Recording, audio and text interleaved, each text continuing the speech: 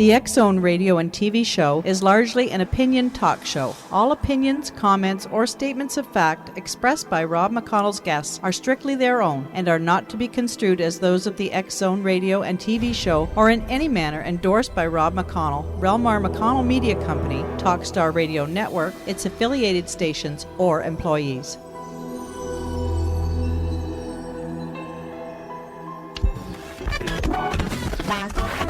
All Hit Radio.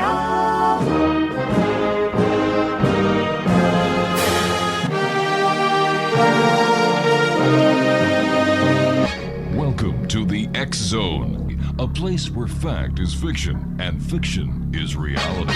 Now, here's your host, Rob McConnell.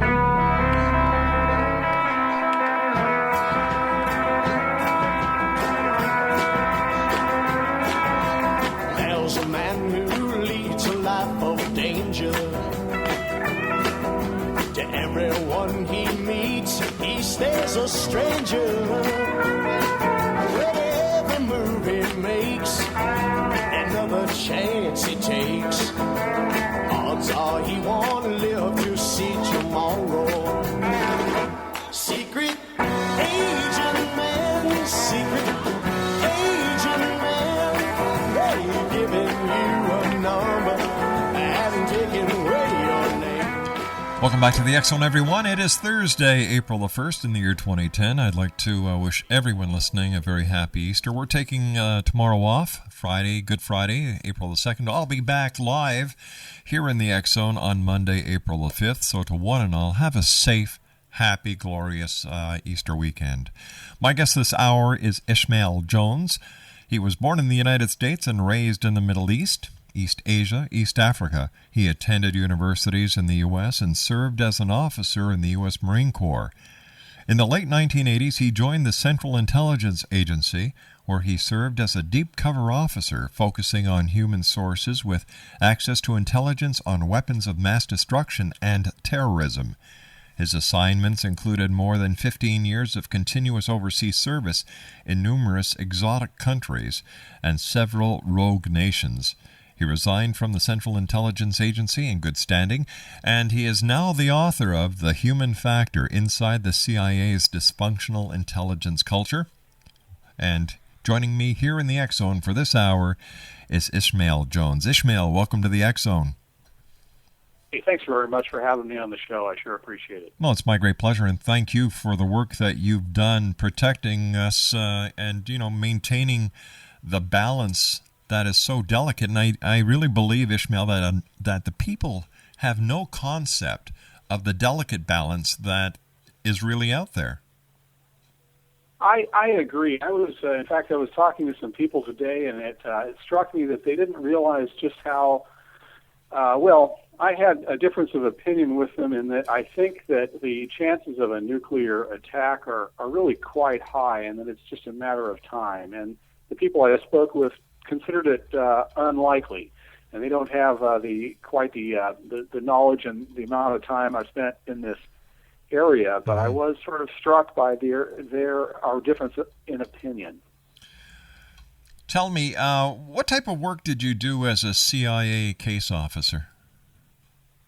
I was a basic intelligence officer in human source intelligence, and what I did was I worked in foreign countries, and I found people with secrets on threats to terrorist threats and nuclear proliferation threats primarily, and I met them and got to know them and recruited them to give us secrets.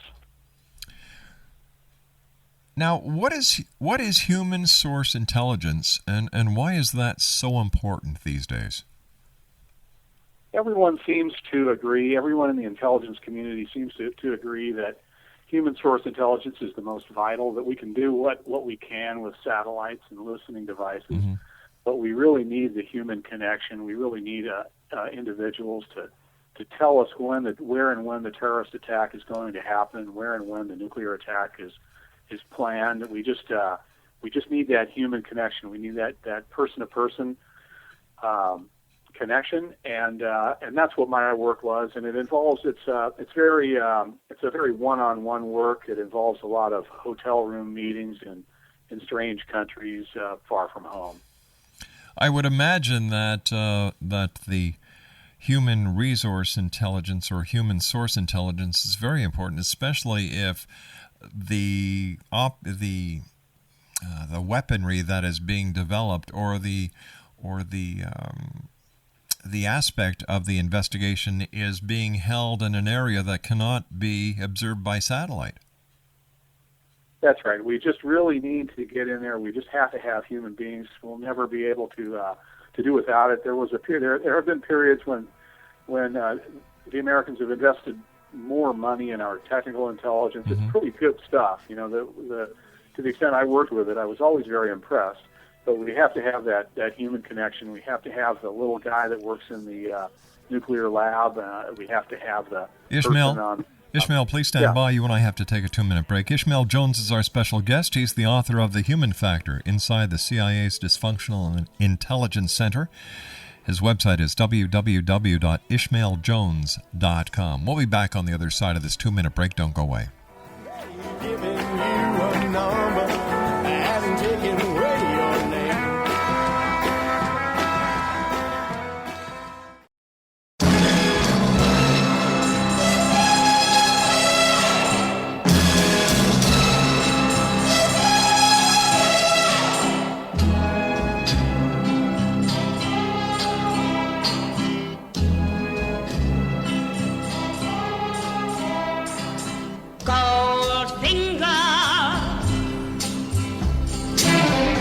He's the man with the Midas touch, a spider's touch, such a cold finger. ISHMAEL Jones is my special guest. He's the author of The Human Factor, Inside the CIA's Dysfunctional Intelligence Culture. His website is www.ishmaeljones.com. That's ISHMAELJONES.com. ISHMAEL, why did you decide to write your book, The Human Factor? The book is just a tool for me to use in intelligence reform. There's a certain amount of respect for authors, and it contains in the appendix, it contains my proposed solutions for intelligence in the United States. It's just as a tool. That's its purpose. What's wrong with the intelligence system as it stands now? I think what we're doing is, just as we understand that human connection is important, the actual act of getting out in these foreign countries and meeting these human sources is a very difficult task in that it involves being far away from friends and family, and it's usually conducted in dingy hotel rooms in exotic countries. What happens is that there isn't really for a government employee, and this is all government-structured organizations. There's the path to promotion and power occurs in Washington, D.C. So as a result, there's a real sort of institutional avoidance of the basic work that needs to be done. And we've got all our people. We have over 90% of CIA employees live and work entirely within the United States, not out there. Just to give you an example, if someone had gone out to hunt bin Laden before the 9/11 terrorist attacks, they would have had to live alone, far from their families, for years to do this, and when they would have returned, no one at headquarters would have known them. They would have been unpromotable, essentially. That doesn't seem very fair.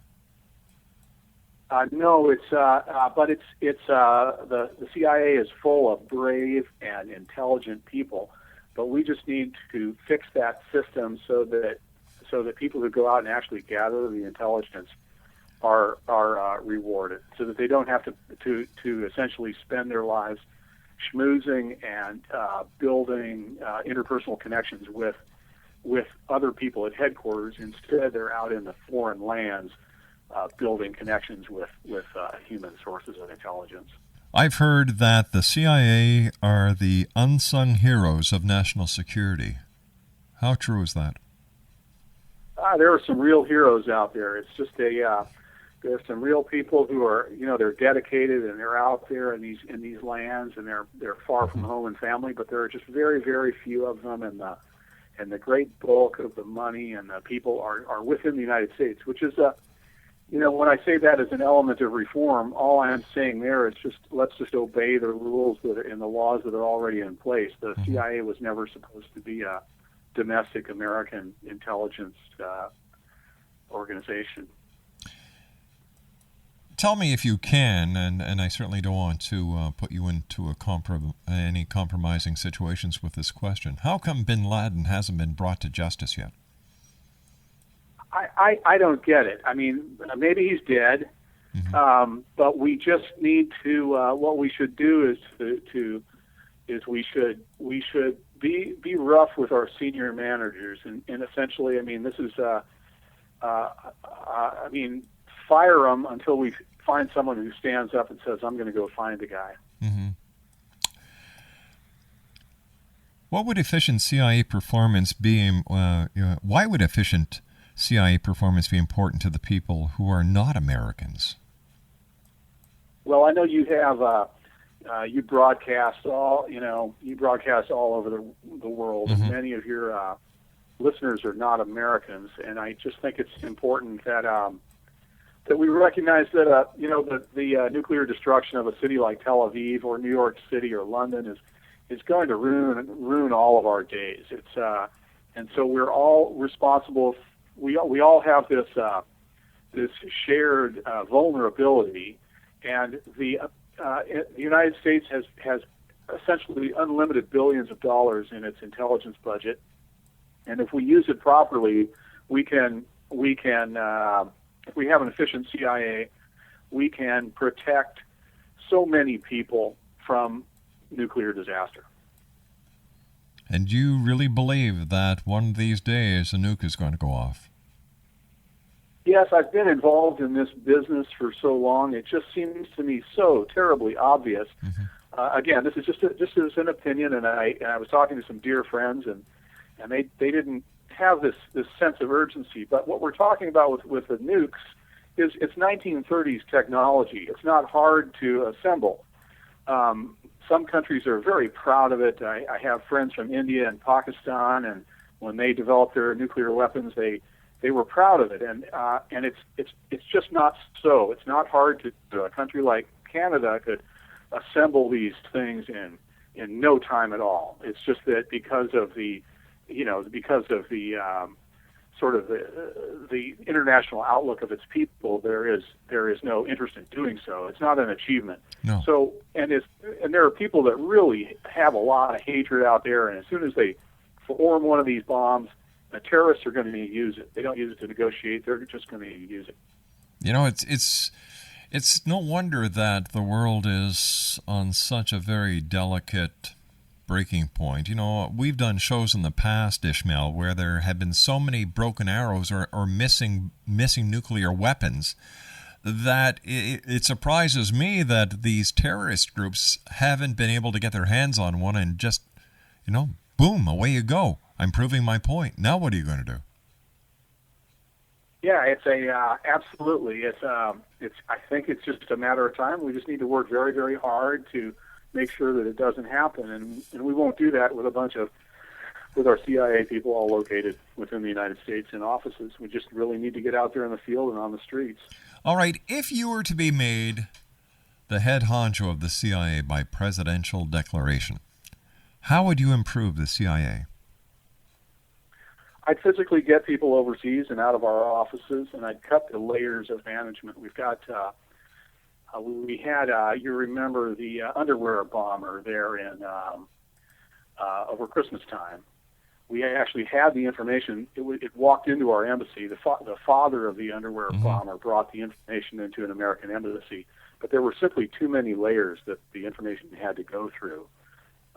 And so it couldn't get to where it needed to go within roughly like 6 weeks, I think, that the information had before Christmas Day. So I would cut the layers, and I'd get our people overseas, and I'd make sure anybody who brings in intelligence is rewarded. And I think there are some real serious systemic problems in the CIA. So I would like to see the U.S. military take more, be given more control, and the FBI be given more control within the United States. So you're basically saying there should be a program like Crime Stoppers Incorporated for intelligence information. Yeah, we just well, I mean, to look at any new creative ideas, absolutely. Tell me, could the events of September the 11th, 2001, been avoided? Yes, I haven't really gotten into. I haven't really studied that as closely as I should. I believe it could have been. There was a lot of information out there. We just didn't have our people into these organizations. It's not that hard to do. You remember the case of the young fellow from Marin County who one day chose to become essentially become a terrorist, and he was accepted, and within a remarkably quick period of time, he was in the Taliban in Afghanistan. So we can get out there and we can do these things. We just didn't have the people on the ground, you know. And after the fact, we can connect all these dots and say, you know, somebody knew something here and they weren't exchanging information. I think the whole information exchange thing is kind of is false. We just didn't have the raw information to begin with. What do you think about the recent defection of an Iranian nuclear scientist? Well, I think that's good news. My only concern is I'm a skeptic. I was trained and paid to be skeptical. The main thing that you want to do as an espionage officer is you want to keep your spies in place. Mm-hmm. So if we have this guy, we got an Iranian nuclear scientist, you don't want him to defect. You want to keep him there. And once he defects, all he can give you is historical information. He's lost his access. So, I mean, this is what we teach our spies in our basic training is don't let them defect unless their life is in danger and we need to get them out. I'm not sure that was the case here, and I'm concerned that they had him defect so that they could issue favorable press releases on it. So they're using national security and the work that the CIA is doing for public relations? Well, I just question it. You know, I just bring up that question, and it could very well be that we have some heroes who brought this guy out, and there is a great deal of information he can provide us.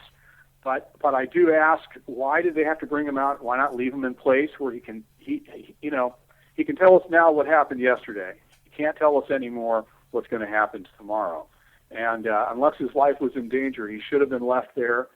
And so I question what they were up to, what was going on. And I also wonder, I haven't studied this closely yet, but how good was he? You know, we've got such our focus is so domestic with the CIA. There are so many people within the United States that we tend sometimes to draw people out of the foreign countries and into the United States just because we simply have so many people here not doing anything. And this guy gives everybody gets to go meet this guy. He becomes a sort of a freak show exhibit there at CIA headquarters. ISHMAEL, please stand by. You and I have to take our news break at the bottom of the hour. Exo Nation, ISHMAEL Jones is our special guest. He's the author of The Human Factor Inside the CIA's Dysfunctional Intelligence Culture. His website is www.ishmaeljones.com. ISHMAELJONES.com. Once again, I'm not going to be here tomorrow. It's going to be the best of, and it's going to be at the discretion of the local affiliate program director. Talk about passing the buck, eh? In this case, the Easter egg. I'll be back Monday live. So until, like I said, we're not going to be here. But to each and every one of you, a very happy Easter. ISHMAEL and I return on the other side of the news as we continue right here in the X Zone. Don't go away. But don't go in. Golden words he will pour in your ear.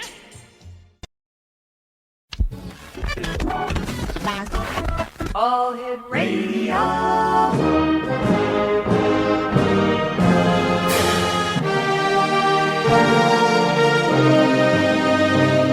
Welcome to the X Zone, a place where fact is fiction and fiction is reality.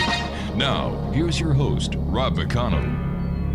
When you were young and your heart was an open book, you used to say, live and let live. But if this ever-changing world in which we live in makes you give in and cry, say live and let die.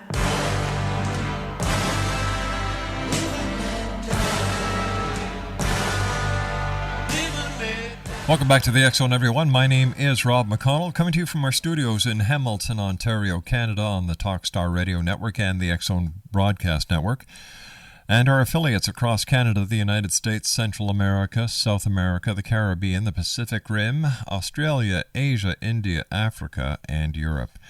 If you'd like to give us a call, toll-free worldwide, 1-800-610-7035. That is toll-free worldwide at 1-800-610-7035. Email xzone@xzoneradiotv.com. You can always chat with someone here in our studios by using the MSN address xzoneradiotv@hotmail.com and our website www.xzoneradiotv.com. If you'd like to get a copy of the March 2010 edition of the X Chronicles newspaper, all you need to do is send me an email saying, hey Rob, can I get a copy of the paper? I will send you a link where you can read the paper as well as the 31 other editions of the X Chronicles on Scribd. And all you have to do is, once again, send an email to xzone@xzoneradiotv.com. I received an email from Stephen Bassett who said that he thought I was pretty harsh on the UFO community with my editorial. Steve, too bad. I really think that members of the UFO community need a real reality check, and I'd love to bring you on to have you debate me on it. So there you go. Steve, you wanted a debate? You're going to get one. My special guest this hour is ISHMAEL Jones. He was born in the United States, raised in the Middle East, East Asia, and East Africa. He attended universities in the U.S. and served as an officer in the U.S. Marine Corps. In the late 1980s, he joined the Central Intelligence Agency, where he served as a deep cover officer focusing on human sources with access to intelligence on weapons of mass destruction and terrorism.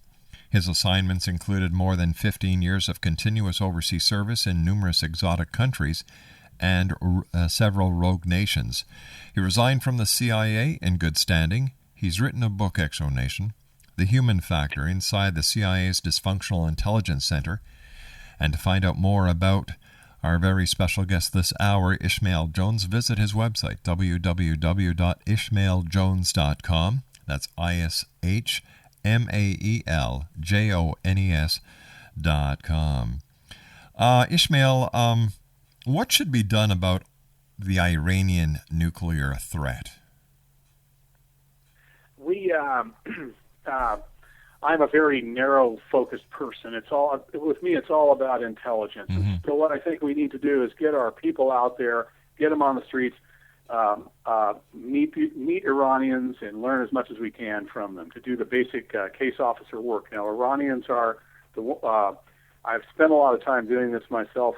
They're wonderful people from an ancient, sophisticated culture, and they're and especially as far as their scientists go, they're all English-speaking. I mean, I speak several languages. It's important as a case officer to do that, but I don't speak Farsi. But there are so many who are still accessible with English. I find them easy to meet. They often have had their education in North America, and many of our targets have even had children born in North America. So it's not hard to do. We need to get out there and do it. And just to get out there and just do that basic, simple, hard work of intelligence, and then we can get the information and we can bring it to President Obama and he can make decisions upon it. How many operatives or field officers or CIA agents do you believe should be out there? I I think almost as many as we can field. Now, our numbers are very tiny right now. The area I was in I call it deep cover. In fact, the CIA doesn't actually use that term, but I didn't want to reveal the actual term that we used. Mm-hmm. But it meant working outside of embassies, not undercover as a diplomat. And there are just very, very few of those. It's classified how many, but it's a very tiny amount. And one of my one of my achievements as a case officer was essentially just longevity, was survival, so that I was able to work overseas for 15 some years, an uninterrupted assignment to assignment. That shouldn't be such a big deal, but it's very, very rare. So we need to get more than the handful that we have active out there right now. How hard is it on the families of an operative like yourself? It was for me. I thought it was. This may seem somewhat contradictory. I thought it was great for the family, because as a deep cover officer, I didn't come into an office every day, and I wasn't exposed to the sort of the office politics that most CIA officers are. So the family life was just great. I controlled my time, and when I was away on a mission, I was working on a mission, and it wasn't as if I were trapped somewhere because my boss wanted to hold endless meetings, for example. So, and I noticed this as well, that that my colleagues who are under deep cover seem to have much smoother, stronger family lives than my colleagues who served in headquarters buildings and in embassies. Did your family know that you were a member of the CIA? Just my wife. Did, and I like to joke that the knowledge was kept so secret that only my wife and my parents and 10,000 CIA employees ever knew.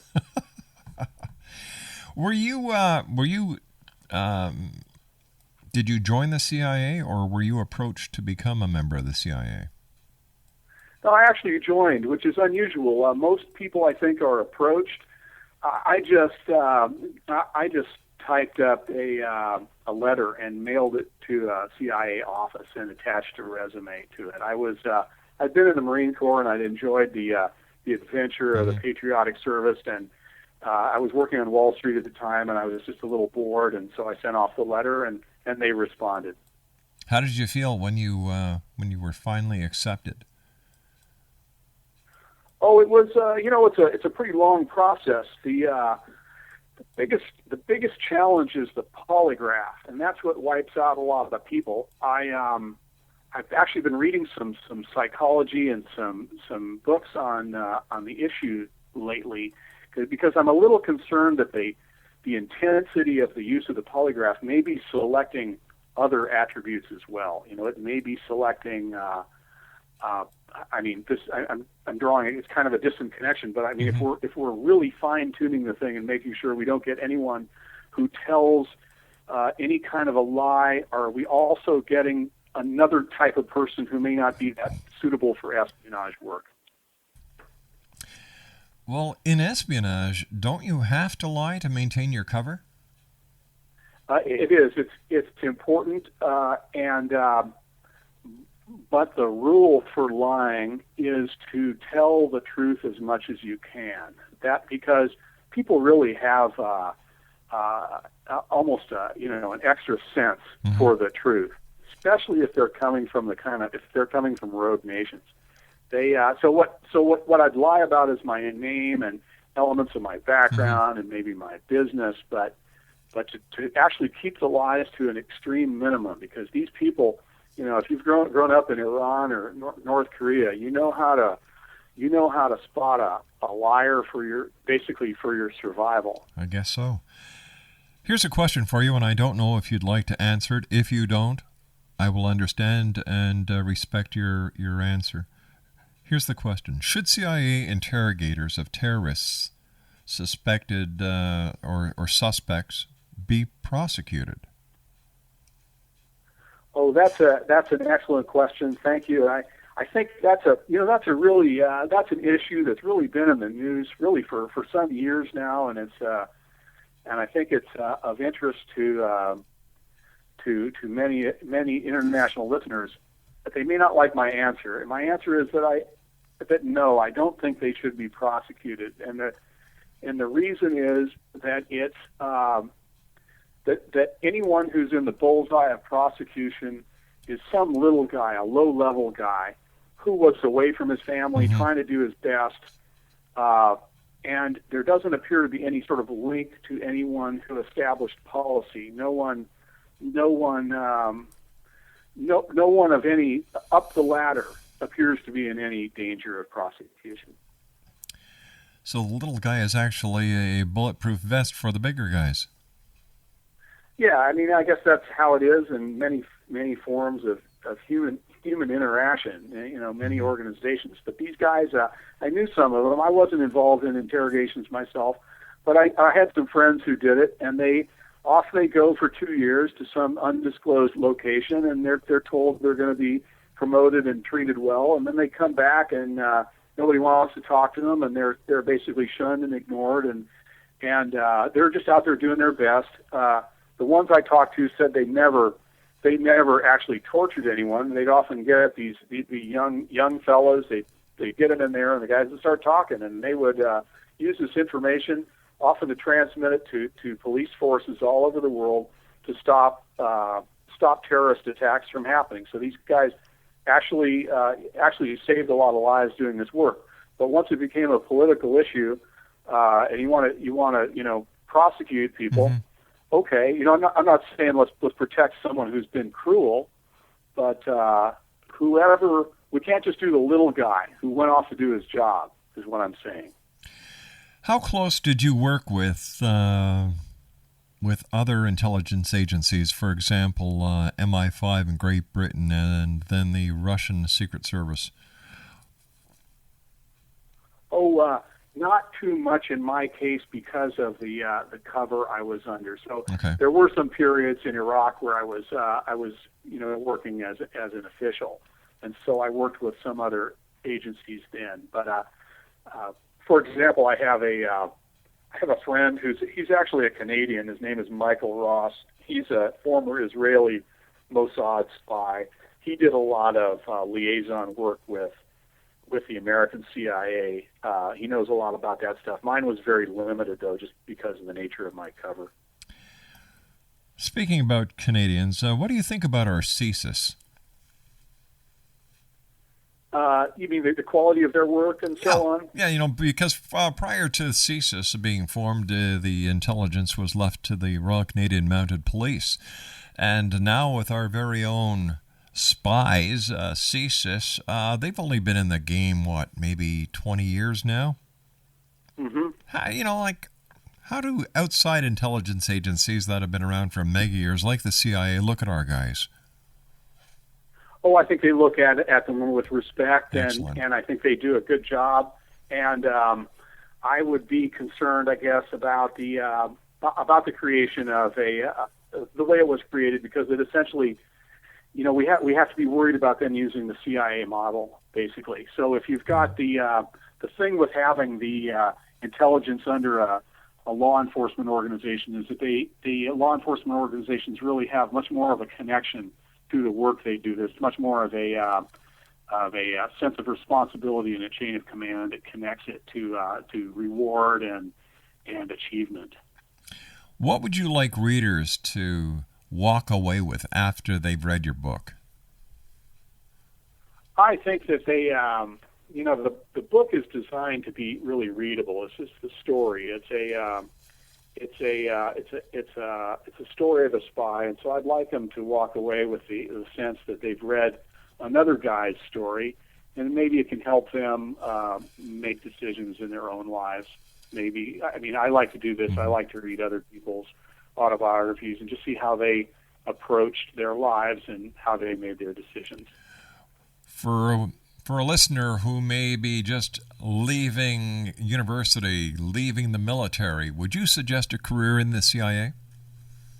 I actually get a lot of, I say even almost most of the emails I get on my website are from people asking my opinion on whether they should join the CIA. And I always say, give it a shot. I enjoyed it. It was a great adventure. I would have stayed, except that I just ultimately was really stymied, and the day came for me to pull out of my foreign assignment. So I say, give it a shot. Go in there with your eyes open. Try not to turn into a bureaucrat. Try not to do it for the money. Unfortunately, it's become a place to make a lot of money, which it never used to be.